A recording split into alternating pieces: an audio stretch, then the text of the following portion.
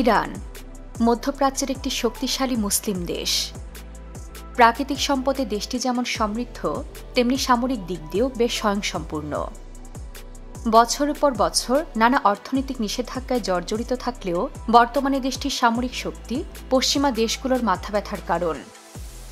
Global fire পাওয়ার র্যাঙ্কিংয়ে সামরিক সক্ষমতার দিক দিয়ে ইরানের অবস্থান ১৪তম, যেখানে পারমাণবিক অস্ত্র সমৃদ্ধ ইসরায়েলের অবস্থান ১৭তম। বিশ্বপ্রান্তরের আজকের ভিডিওতে আমরা ইরানের সামরিক শক্তি সম্পর্কে নানা জানা অজানা তথ্যই জানব।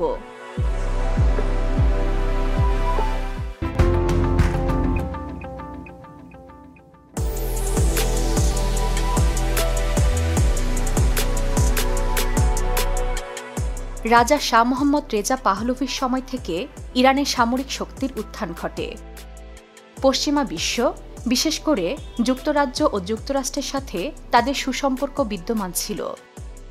মূলত ৬০ ও ৭০ দশকে পশ্চিমা বিশ্ব থেকে বিপুল পরিমাণ অস্ত্র কেনে ইরান। তবে ১৯৭৯ সালে শাহ মোহাম্মদ রেজা পাহলভি ক্ষমতাচ্যুত হয়ে যুক্তরাষ্ট্রে পালিয়ে যান এবং ইসলামিক বিপ্লবের নেতা আয়াতুল্লাহ খোমেনি ক্ষমতায় অধিষ্ঠিত হন। এর কিছুদিন পর আয়াতুল্লাহ খোমেনি সমর্থিত একটি সংগঠন তেহরানে ৫২ জন আমেরিকানকে জিম্মি করে। তাদের উদ্দেশ্য ছিল রেজা পাহলভিকে ইরানের হাতে হস্তান্তর করতে যুক্তরাষ্ট্রকে বাধ্য করা। ৪৪৪ দিন স্থায়ী এই জিম্মি সংকটের সময় যুক্তরাষ্ট্র ইরানের সাথে সকল প্রকার কূটনৈতিক সম্পর্ক ছিন্ন করে।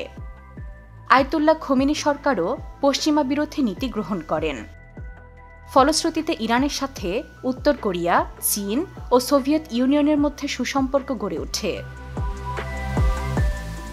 এর মধ্যে ১৯৮০ সালে ইরাক আক্রমণ করে বসে ইরানকে। প্রায় এক দশক জুড়ে চলা এই যুদ্ধে রেজা পাহলভির আমলে কেনা অস্ত্রগুলোই ব্যবহার করে ইরান।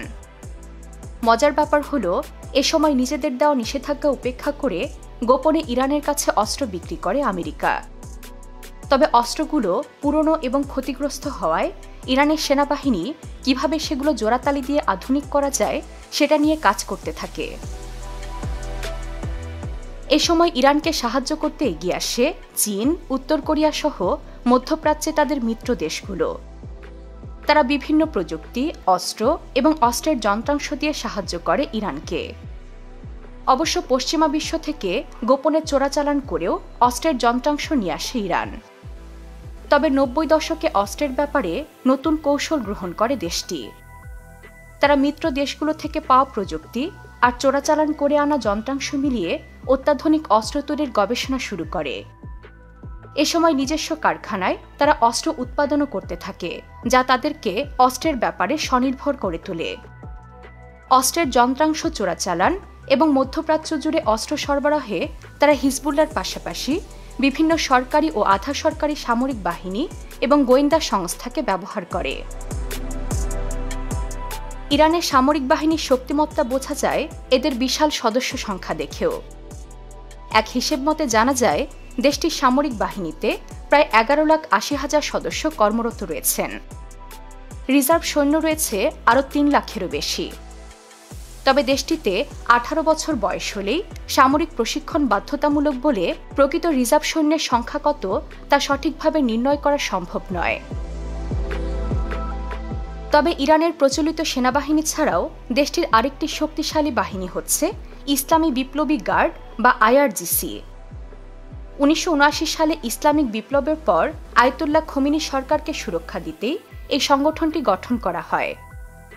ইসলামী বিপ্লবী গার্ডের সরাসরি তত্ত্বাবধানে পরিচালিত হয় আরেকটি আধা সামরিক সংগঠন বা সেইস। এই আধা সামরিক বাহিনীর সদস্য সংখ্যা ১০ লাখেরও বেশি। এছাড়াও আইআরজিসির অধীনে একটি গোয়েন্দা সংস্থাও রয়েছে, যারা মূলত ইরানের বাহিরেই বেশি সক্রিয়। আইআরজিসির সদস্য সংখ্যা প্রায় ১,২৫,০০০, যাদের স্থল, নৌ ও বিমান বাহিনীর আলাদা আলাদা শাখা রয়েছে। তবে সামরিক বিশেষজ্ঞরা মনে করেন এর প্রকৃত সংখ্যাটি আরও বেশি। এই বাহিনী কেবল সরকারকেই সুরক্ষা দেয় না, একই সাথে অন্যান্য আইন প্রয়োগকারী সংস্থাকেও সহায়তা করে। এরাও সশস্ত্রভাবে স্বয়ংসম্পূর্ণ এবং যে কোনো দেশে আক্রমণ করতে সক্ষম। ইসলামী বিপ্লবী গার্ডের হাতে মধ্যপ্রাচ্যের যে কোনো দেশের চেয়ে বেশি ক্রুজ মিসাইল এবং ব্যালাস্টিক মিসাইল আছে। এর মধ্যেই তারা সিরিয়া সহ বিভিন্ন অঞ্চলে গোপনে অস্ত্র সরবরাহ ও যুদ্ধে লিপ্ত রয়েছে বলে অনেকেই বিশ্বাস করেন। স্থলশক্তির দিক দিয়েও ইরান বিশ্বের অধিকাংশ দেশের চেয়ে শক্তিশালী। স্থলযুদ্ধের অন্যতম হাতিয়ার হচ্ছে ট্যাঙ্ক, যা ইরানের কাছে রয়েছে প্রায় 2000টি। বিশ্বে কেবল 11টি দেশেরই তাদের চেয়ে বেশি ট্যাঙ্ক আছে। দেশটির সাজোয়া যান বা অস্ত্রসজ্জিত যানবাহনের সংখ্যা 65,865টি। ইরানের কাছে সেলফ প্রোপেলড আর্টিলারি বা নিজস্ব চালিত কামান রয়েছে 580টি, আর টোয়েড আর্টিলারির সংখ্যা 2050টি। মোবাইল রকেট প্রজেক্টরের ক্ষেত্রে বিশ্বে 5ম অবস্থানে থাকা ইরানের হাতে এই রকেট নিক্ষেপক আছে 775টি। নৌশক্তিতেও বিশ্বে 37তম অবস্থানে রয়েছে ইরান। তাদের যুদ্ধজাহাজের সংখ্যা 101টি এবং সাবমেরিনের সংখ্যা 19টি। এছাড়াও 7টি ফ্রিগেটস বা ছোট যুদ্ধজাহাজ, 10টি করভেট এবং 21টি পেট্রোল ভেসেলস রয়েছে শিয়া অধ্যুষিত এই দেশটিতে। তবে তাদের কাছে কোনো যুদ্ধবিমান বহনকারী জাহাজ, হেলো ক্যারিয়ার ও ডেস্ট্রয়ার নেই। তবে আকাশ প্রতিরক্ষায় ইরান পৃথিবীর অন্যতম শক্তিশালী দেশ। ইরানের যুদ্ধবিমান রয়েছে 551টি, আর জঙ্গি বিমান রয়েছে 187টি। প্রশিক্ষণ বিমান রয়েছে 102টি। সামরিক পরিবহন বিমান 86টি, হেলিকপ্টার 129টি এবং অ্যাটাক হেলিকপ্টার রয়েছে 13টি। এছাড়াও 319টি এয়ারপোর্ট রয়েছে ইরানে। তবে আধুনিক বিশ্বের সবচেয়ে প্রাণঘাতী এবং ভয়ঙ্কর অস্ত্র পারমাণবিক বোমা নেই দেশটির কাছে। দীর্ঘদিন ধরেই তারা বিভিন্ন পারমাণবিক প্রকল্প চালু করলেও চূড়ান্ত সাফল্যে পৌঁছাতে পারেনি এখনো। এর পেছনে বড় কারণ পশ্চিমা বিশ্বের বাধা। বিশেষ করে ইসরায়েল একের পর এক গুপ্ত হত্যার মাধ্যমে ইরানের গুরুত্বপূর্ণ বিজ্ঞানীদের হত্যা করেছে। অবশ্য ইরান সবসময় দাবি করেছে পারমাণবিক বোমা নয়, তাদের লক্ষ্য পরমাণু শক্তি ব্যবহার করে তারা বিদ্যুৎ উৎপাদন করতে চায়। অবশ্য বিভিন্ন অস্ত্র বিশেষজ্ঞদের ধারণা, মধ্যপ্রাচ্যে ব্যালাস্টিক মিসাইল এবং ড্রোনের সবচেয়ে বড় মজুদ রয়েছে ইরানে। তাদের হাতে রয়েছে এমন সব মিসাইল যা 2000 কিলোমিটার দূরের লক্ষ্যবস্তুতে আঘাত করতে পারে।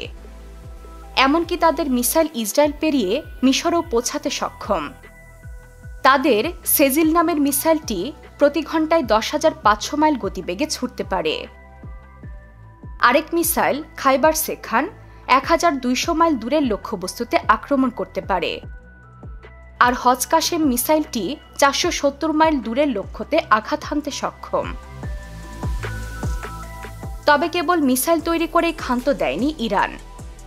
তারা মুহাজের 10 নামে একটি ড্রোন তৈরি করেছে, যা প্রায় 1250 মাইল পর্যন্ত উঠতে পারে। ইরানের দাবি, এই ড্রোন একটানা 24 ঘন্টা পর্যন্ত উঠতে সক্ষম। এছাড়াও হাইপারসনিক ব্যালাস্টিক ক্ষেপণাস্ত্র তৈরির কথাও জানিয়েছে তারা, যা শব্দের গতির চেয়ে 5 গুণ দ্রুত ছুটতে পারে। চীন, রাশিয়া ও উত্তর কোরিয়ার দেওয়া নকশা ও প্রযুক্তির উপরে নির্ভর করে নির্মিত এই ক্ষেপণাস্ত্রটিকে আটকানো অত্যন্ত কঠিন। প্রশ্ন আসতে পারে, পশ্চিমা বিশ্বের এত নিষেধাজ্ঞা ও অর্থনৈতিক সংকট সত্ত্বেও ইরান এত সামরিক সক্ষমতা অর্জন করল কিভাবে? মনে রাখতে হবে, দেশটি গ্যাস ও তেলের মতো প্রাকৃতিক সম্পদে পরিপূর্ণ। বিশ্বের প্রায় 10% প্রাকৃতিক সম্পদ তাদের দেশে আছে বলে মনে করা হয়। প্রতিদিন প্রায় 35 লাখ ব্যারেল তেল উত্তোলন করে ইরান এবং তাদের রিজার্ভে রয়েছে 21,000 কোটি ব্যারেল তেল। ইরান বিশ্বের প্রায় সকল প্রভাবশালী দেশেই তেল সরবরাহ করে। এমনকি শত শত নিষেধাজ্ঞা দেওয়া আমেরিকাও গোপনে তাদের কাছ থেকে তেল কিনে থাকে। এছাড়াও কয়লা উত্তোলনের দিক দিয়েও ইরানের অবস্থান বিশ্বে 43তম, আর প্রাকৃতিক গ্যাস উৎপাদনে তৃতীয়।